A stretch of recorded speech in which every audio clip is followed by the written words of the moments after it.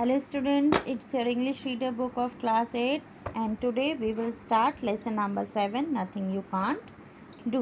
It means ऐसा कुछ भी नहीं है जो आप ना कर सकें. So in this chapter we will discuss that how can the greatest obstacle and difficulties in life be overcome. कि कैसे सबसे ज़्यादा बड़ी अड़चन जो हमारी लाइफ की होती है या जो भी मुश्किलें होती हैं हमारी लाइफ की हम उससे कैसे बाहर आ सकते हैं. So let's start. A shiver ran through my spine as I boarded the train to Delhi. So this story is narrated by शरद. वो बता रहा है कि जब मैं ट्रेन में बैठ रहा था दिल्ली तक जाने के लिए तो मेरी बॉडी में कंपन हुआ. Why it was a cool November evening. ठंड का समय था, नवंबर की शाम थी.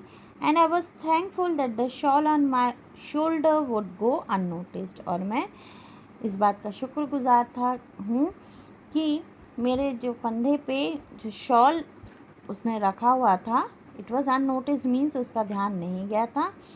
That shawl was a constant companion of mine 12 months of the year, for it helped hide the stump that was once my right hand, and it was one such strain that had given me this disability. तो what that boy is saying, Sharad is saying, वो बोल रहा है कि ये shawl मेरी साथी है.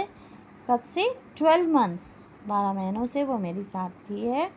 मेरे साथ यूं ही मेरे कंधे पे रहती है. Why? Because it helped him to hide his stump which he got from one such train. ऐसे ही एक ट्रेन की वजह से जिसमें वो सफ़र कर रहा था और उसको ये डिसेबिलिटी हुई थी. The beginning of third millennium, I left my seat in an express train after having supper. So आगे शरद क्या बता रहा है कि 3 साल पहले थर्ड मिलेनियम की शुरुआत में जब उसने सीट अपनी छोड़ी ट्रेन की सपर लेने के बाद, मीन्स जो शाम का नाश्ता होता है उसको हम सपर बोलते हैं. I washed my hands at the sink next to an open compartment door. As I finished and turned, the train suddenly jerked, throwing me off balance. I was flung right out of the door.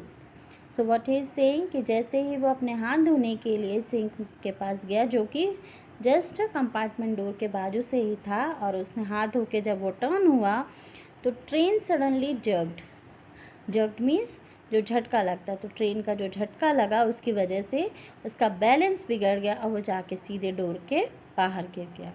As I landed on my back, the carriage wheels severed my right arm above my elbow.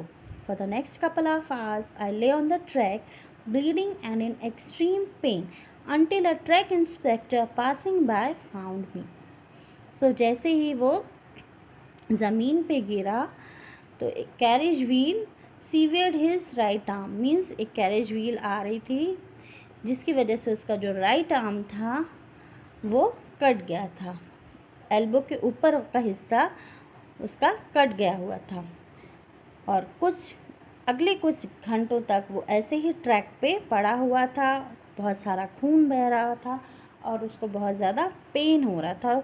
वो तब तक ऐसे ही position पे रहा जब तक कि एक ट्रैक इंस्पेक्टर जो कि वहाँ से गुज़र रहा था उसने उसे देखा. I was taken to the hospital, उसको हॉस्पिटल ले जाया गया. My severed limb was too damaged to be sewn back.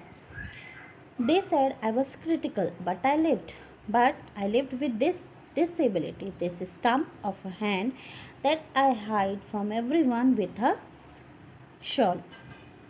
So he is saying कि उसका जो limb means the part of the body that was left after certain disability, जो शेष भाग उसका बचा हुआ था, स्टम्प बचा हुआ था बस, कि वो इतना ज़्यादा डैमेज हो चुका था कि वो दोबारा उसको रिपेयर नहीं करा जा सकता था. It was very much destroyed और उसकी इतनी ख़राब कंडीशन थी कि doctor said that he was very critical but he lived. और वो इस डिसेबिलिटी के साथ ज़िंदा है और उसका जो हाथ का जो स्टम्प है, मीन्स राइट आर्म एल्बो के ऊपर कट चुका था और जो शेष भाग बचा हुआ उसको स्टम्प बोला जा रहा है और वो उसको सबसे छुपाता है with the help of a shawl. The compartment was almost full, but I am thankful that my seat was reserved. I walked nervously to my seat, gripping my suitcase in my left hand. For many minutes after I had sat down, I stared at the floor, too shy to meet the eyes of my travel mates, fearful lest someone noticed my disability. What he is saying कि जिस compartment में वो अभी वो board किया है, जिस train में और जिस कंपार्टमेंट में है, दैट वाज ऑलमोस्ट फुल, लेकिन he was thankful. Why? Because he had his reserved seat. और वो धीरे धीरे नर्वसली आगे अपनी सीट की ओर बढ़ा. अपने लेफ्ट हैंड में सूटकेस उसने होल्ड किया हुआ था.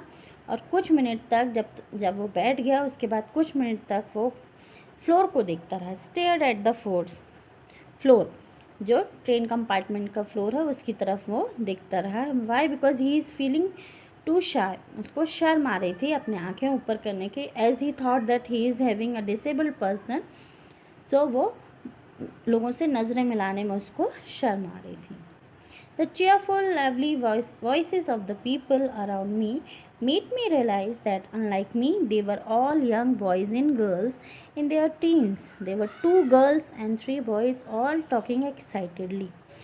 तो जो cheerful और lively voices of people around me, that means कि जो लोग उसके आसपास बैठे हुए थे, they were very happy and they were enjoying, और वो बहुत एंजॉय कर रहे थे, जिसकी वजह से उसको एहसास हुआ कि ये मेरी तरह नहीं है. ये सारे यंग बॉयज़ और गर्ल्स हैं जो अपने टीन एज, मतलब छोटी उम्र के, कम उम्र के, 13 to 14 teen age boys and girls हैं.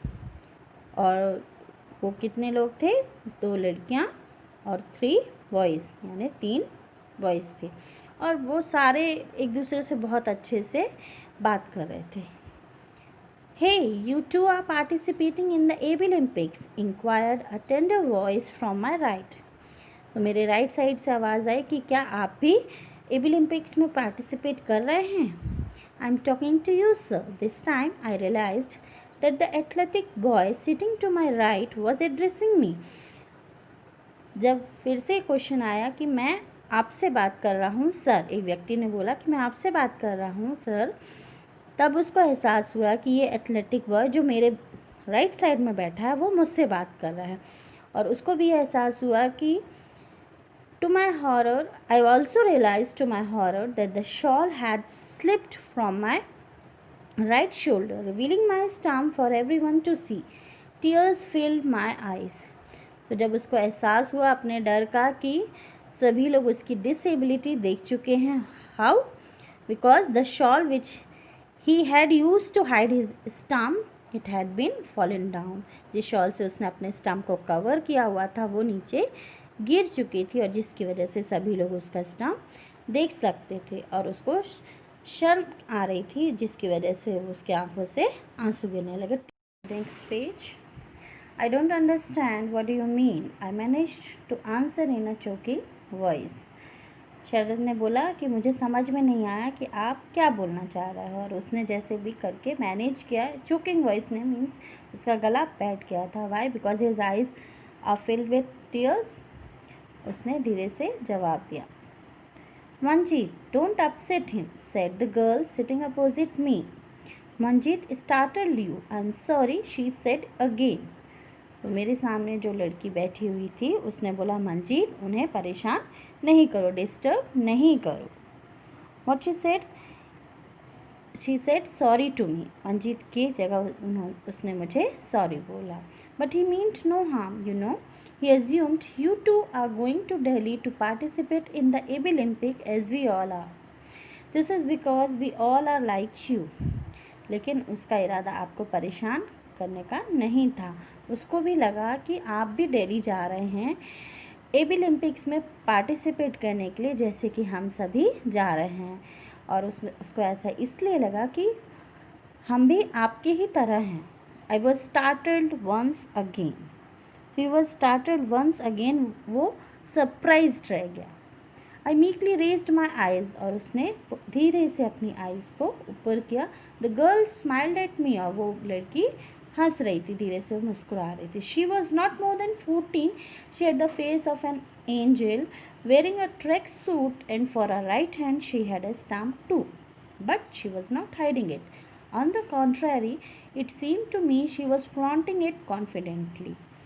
तो उसने देखा कि वो जो गर्ल मुस्कुरा रही है उसकी एज लगभग 14 ईयर्स की होगी एंड उसका फेस बहुत क्यूट सा फेस है, एंजल की तरह है, और उसने एक ट्रैक सूट पहना हुआ है और उसको भी राइट हैंड में, जैसे कि शरद को स्टाम्प था उसको भी राइट हैंड में है stamp, she is also having that stamp, और वो उसको छुपाए हुए नहीं है because she is not having any shy, she is not feeling ashamed to show it to anyone, बल्कि उसकी बजाय वो बहुत कॉन्फिडेंटली बैठी हुई थी अपनी उस डिसेबिलिटी के साथ. Then I looked at my right. The boy she called Manjeet gave me the biggest smile I had ever seen. He too wore a track suit, and from the way he sat, it was obvious that he had no legs.